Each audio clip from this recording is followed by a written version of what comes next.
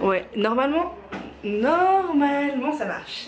Bonjour tout le monde, oh, c'est hyper gênant. Bon, je suis chez Laetitia, comme vous pouvez le voir. Je suis donc une meuf qui est venue dormir chez Laetitia. Laetitia m'a laissé sa caméra, donc à moi de faire des petites vidéos. Et on va faire grave de la maille, on va faire grave des vues, moi je vous le dis. Donc, aujourd'hui j'aimerais bien parler d'un thème. Donc je m'appelle Karima, j'ai 19 ans et je suis au Brésil actuellement depuis 10 jours chez Laetitia. Et de quoi je voulais parler avec vous? C'est hyper gênant, franchement je suis hyper mal à l'aise, je suis hyper fort gênée. Mais je voulais vous parler du fait de voyager seule quand on est une meuf et quand on est assez jeune, j'ai 19 ans mais j'ai commencé mes premiers voyages, j'avais 17 ans. Et des appréhensions, des peurs, de l'entourage, etc. Et de pourquoi partir aussi jeune alors qu'il y a des jeunes de mon âge, ça les intéresse pas du tout. Donc moi j'ai jamais été d'une famille où on voyageait beaucoup et loin, enfin on avait une maison de vacances de la France et on y allait tout le temps. Et c'est tout, on y allait à Carnaval, à Pâques, pendant les grandes vacances, à Toussaint, à Noël. On allait tout le temps là-bas, parce que mes parents c'est des fans de la France, je vis en Belgique. Mais on voyageait pas lointain, on voyageait pas dans des trucs, dans des pays tropicaux, etc. Et moi j'ai toujours voulu voyager, dans des pays un peu voilà, lointains et tout ça. Mais mes parents m'avaient toujours dit, voilà, quand tu seras grande, machin, de ton côté, nous c'est pas notre délire, c'est pas notre délire. Et quand j'ai eu 17 ans, j'ai terminé mon bac, comme vous dites chez vous. J'avais sauté une classe et je me suis posé la question de qu'est-ce que je fais maintenant? Est-ce que je vais à l'université, à la fac, ou je pars en année sabbatique, en année de césure, je crois que c'est comme ça que vous dites, pour voyager et découvrir le monde. Alors là mon père m'a dit Tos, tu vas aller à l'université, tu vas étudier comme tout le monde. Et je lui ai dit non en fait, non, on va faire une petite année de voyage. Et donc voilà, bon, ça n'a pas été très dur de convaincre mes parents parce que mes parents ils sont pas très attachés, ils sont pas très possessifs. Mais donc ça j'ai eu de la chance là-dessus. Et en fait j'avais le temps, parce que j'avais une année devant moi, j'avais l'envie et j'avais l'argent, enfin mes parents pouvaient m'aider financièrement, ça c'est cool aussi parce que je sais que c'est pas possible pour tout le monde. Et donc j'avais ces trois éléments et donc j'ai fait mon sac à dos et je suis partie. Et donc mais si, en fait au début mes parents aussi ils étaient un petit peu en mode voyager seule, toute seule à 17 ans, c'est pas... attends au moins 18 ans. Et j'étais non je peux pas attendre, le monde est tellement grand. Moi je suis une affamée de voyage donc je peux pas attendre. Et quand j'ai réussi un peu à convaincre mes parents, même si c'était quand même vachement facile, c'est que déjà dans ma vie tous les jours ils voyaient que j'étais assez débrouillarde et tout ça. Je pense que les parents ils le sentent, tu vois, ils savent si tu sais te débrouiller dans n'importe quelle situation. Et j'avais déjà, voilà, je suis une fille qui a pas peur de grand chose ni de personne, donc c'était assez facile de... Enfin je faisais déjà du stop en Belgique, je faisais déjà des trucs et je suis toujours vivante, etc. J'ai jamais eu de problème gros. Peut-être des petits trucs, mais jamais rien de très gros. Et aussi parce que voilà, mes parents, ils ont pas un rôle où ils m'empêchent des choses en fait. J'ai pas une relation où mes parents m'empêchent de faire des choses, me disent tu dois faire ci, tu dois faire ça, tu dois faire ça. Ils me conseillent beaucoup, mais ils m'ont jamais rien interdit. C'est pour ça que j'étais un enfant très libre quand j'étais enfant, parce que c'était pas du tout dans leur modèle d'éducation d'interdire ou de dire il faut faire ci, il faut faire ça, faut que tu fasses ça, sauf pour l'école évidemment, mais dans tout le reste, dans toute ma vie, j'ai toujours été très libre. Et je leur dis de toute façon, je pars dans tous les cas. Donc que vous soyez d'accord ou pas, je pars. Donc autant que ça se passe bien et que tout le monde soit content, plutôt que je parte un jour, un matin, vous réveiller, il n'y a plus Karima, elle a pris son sac à dos, elle a tiré son plan et elle est partie. Donc voilà, je suis partie au Chili d'abord, parce que ma mère est chilienne et que bon voilà, c'était un bon compromis. J'allais dans un pays où j'avais déjà un pied d'atterrissage, donc j'avais déjà toute ma famille vit au Chili. Donc c'était un bon compromis, j'avais appris un peu l'espagnol avant, tout le monde était d'accord. Donc voilà, j'ai jamais, donc ça fait 2 ans que je voyage et j'en ai fait pas mal de pays, hein, que ce soit en Asie, en Afrique, en Amérique latine, en Europe, j'ai jamais eu la peur qu'il m'arrive quelque chose de mal, ça jamais. Ça ne m'est jamais traversé l'esprit que quelqu'un aurait pu me vouloir du mal ou que j'aurais pu me mettre dans une situation dangereuse. Jamais. Bon alors je crois beaucoup en Dieu, en ma bonne étoile, en mon ange gardien, donc peut-être que ça joue. Et je me dis que jamais personne ne pourra me faire du mal sur cette terre. Et je me suis jamais non plus mise dans des situations hyper dangereuses. Bon ok, j'ai fait du sob, j'ai fait ceci, j'ai fait cela, mais voilà, j'avais toujours réussi à tirer mon épingle du jeu. Et en fait, j'ai remarqué que les gens, généralement, c'était plutôt les gens qui voudront peut-être le plus de mal sur terre, c'est peut-être plus les gens de votre entourage, les gens qui vous connaissent et qui savent où ça peut vous faire mal, qui vous connaissent en fait, et qui savent où appuyer pour vous faire mal, où vous piquer, etc. Les inconnus, ils vont être pris d'un élan de bonté pour vous et de bienveillance en fait. Parce que dans toutes les situations où voilà, j'étais du stop, où je me suis retrouvée comme ça, je savais pas où dormir, etc., des gens se sont vraiment dit, ils m'ont prise comme leur fille ou leur sœur ou quoi, ils m'ont vraiment aidée. Et j'ai jamais eu un truc où quelqu'un a été vraiment mal intentionné et me voulait vraiment du mal physiquement, sexuellement, peut-être un peu l'argent, bon ça c'est un peu dans tous les pays du tiers-monde, tout le monde essaie de faire sa croûte sur son dos, mais ça c'est pas dérangeant encore. J'ai jamais été vraiment arnaquée, jamais. Et on m'a jamais touché, machin, on m'a jamais violenté ni rien, donc ça je touche du bois. Mais voilà. Donc pour les jeunes qui hésitent à partir, qui ont peur, en fait je crois que dans la vie, on peut tout faire, mais il faut juste du courage. C'est vraiment très très dur d'avoir du courage, parce que des fois c'est inné pour certaines personnes, genre les gens nés au bélier. Mais parfois, il y a des gens, c'est vraiment très très dur de quitter sa routine et de partir comme ça. Moi, c'était la première chose que j'ai pu faire dans ma vie, c'est de partir, de découvrir le monde. Et peut-être avant de partir, j'étais un petit peu intolérante à certains comportements,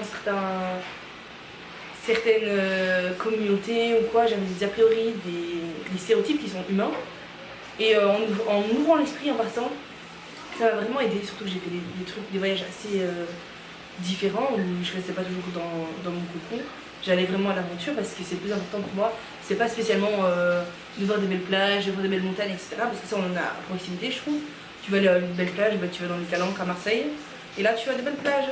Mais c'est vraiment le contact humain qui m'intéresse le plus en voyage. Et les mentalités, etc. Des fois, j'étais déçue parce que j'avais trop d'attentes sur un pays. Et au final, je me suis mangé une claque. Par exemple à Cuba ou en Iran, par exemple. Et des fois, j'étais vraiment agréablement surprise, par exemple en Italie, en Israël,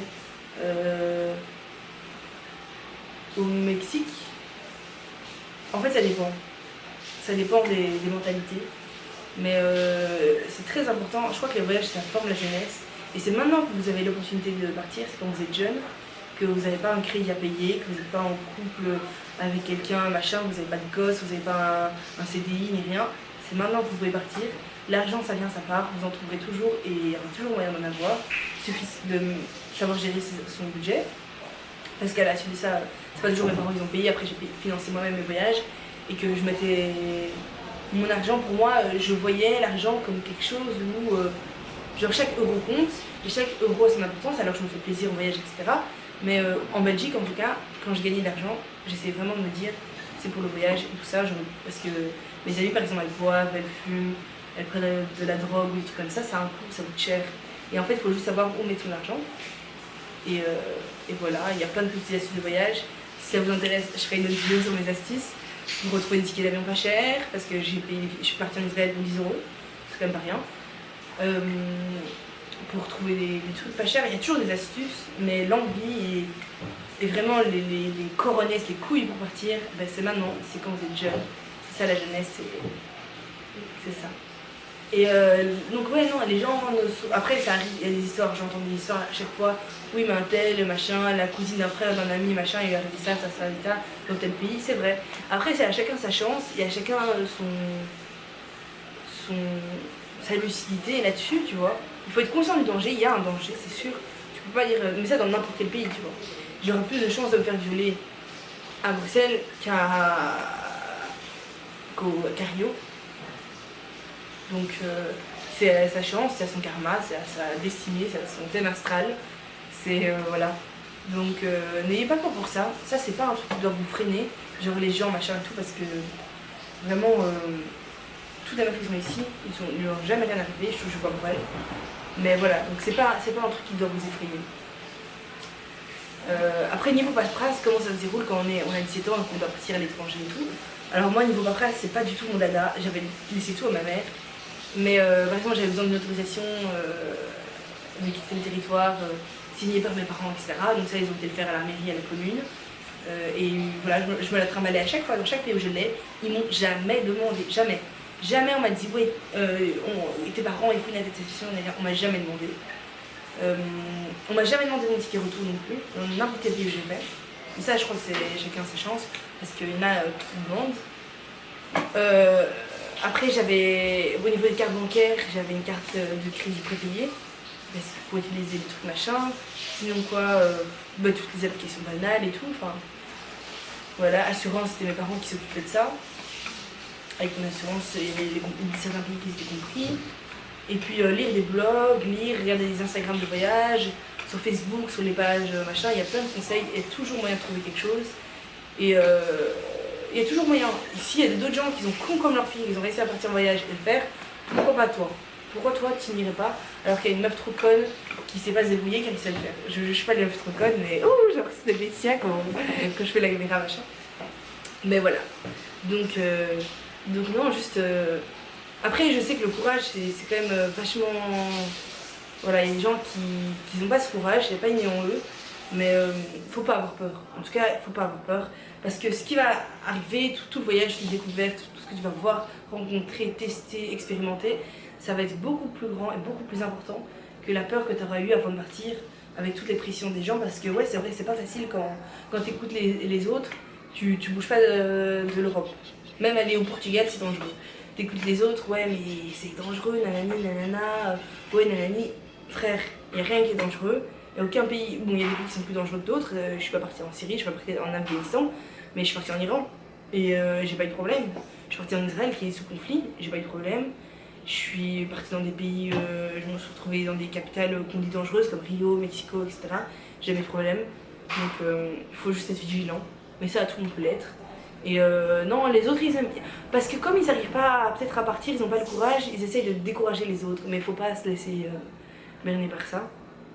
Et les parents, ben, faut avoir aussi la chance d'avoir des parents qui sont un peu plus ouverts d'esprit là-dessus. Moi j'ai eu cette chance, je sais que c'est pas donné à tout le monde d'avoir des parents qui sont open là-dessus.